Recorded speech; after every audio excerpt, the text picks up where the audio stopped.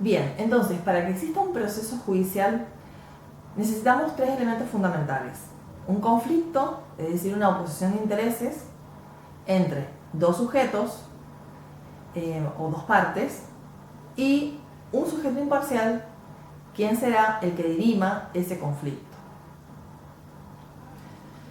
Pero para llegar a un proceso judicial se necesita accionar, se necesita de los mecanismos para pedirle a ese órgano jurisdiccional que intervenga en la resolución de ese conflicto. Entonces de a poquito nos vamos adentrando a la idea de acción procesal.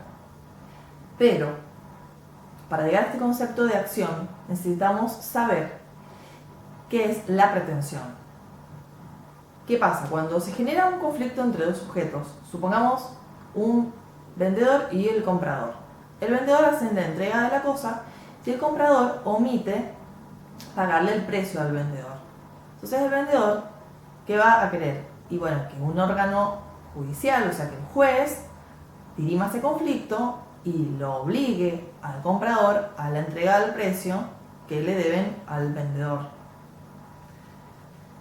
En definitiva, lo que pretende el vendedor es que el interés del comprador quede subordinado a su interés, que es el de percibir el precio por haber entregado la cosa.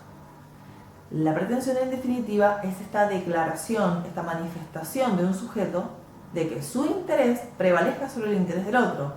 En otras palabras, que el interés del otro sujeto quede subordinado a su propio interés.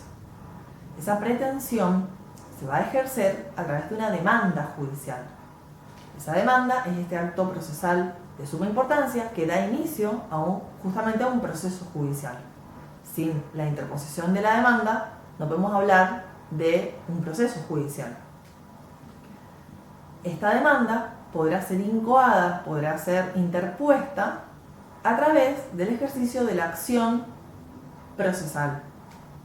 Es decir, de esta facultad que tenemos de poder dirigirnos al juez, al órgano jurisdiccional del Estado, para que dirima la controversia y resuelva entonces el conflicto suscitado entre las partes.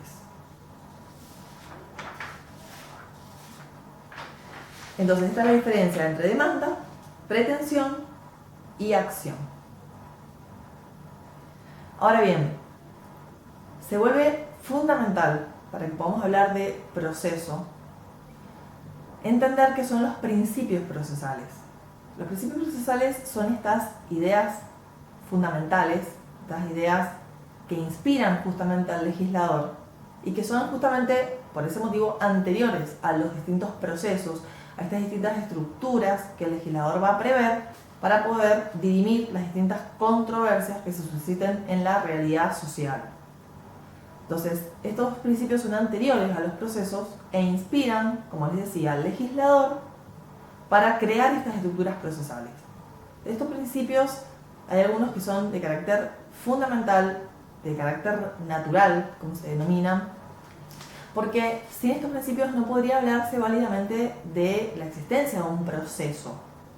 Estos principios son, por ejemplo, el principio de bilateralidad o de contradicción o de audiencia. ¿Qué significa en definitiva? Que, por ejemplo, un juez no podría imponer una sentencia si alguna de las partes no ha tenido oportunidad de haber sido oída. Entonces, esta sentencia no va a poder ser aplicada válidamente, no va a poder ser ejecutada válidamente sin haberse dado esta posibilidad a alguna de las partes haber sido oídas en el proceso. Otro principio de carácter fundamental es el principio de igualdad. Es decir, que todas las partes del proceso han tenido la oportunidad de ser oídas, han tenido los mismos derechos y las mismas obligaciones a lo largo del procedimiento en una situación de absoluta igualdad. Después tenemos otros principios de carácter muy importante, como por ejemplo el de oralidad. Nosotros tenemos que saber que a partir de febrero del año que viene va a entrar a regir el nuevo Código Procesal Civil que hace poco ha sido sancionado. Y justamente en materia civil, de procedimiento civil, podemos decir que el procedimiento es estrictamente escrito. pero a través de la reforma del Código Procesal se intenta dar cabida a este principio de la oralidad, que es un principio fundamental. Y esto va a ser introducido a través de la fijación de audiencias, en donde el juez va a tener que estar sí o sí bajo pena de nulidad de ese acto.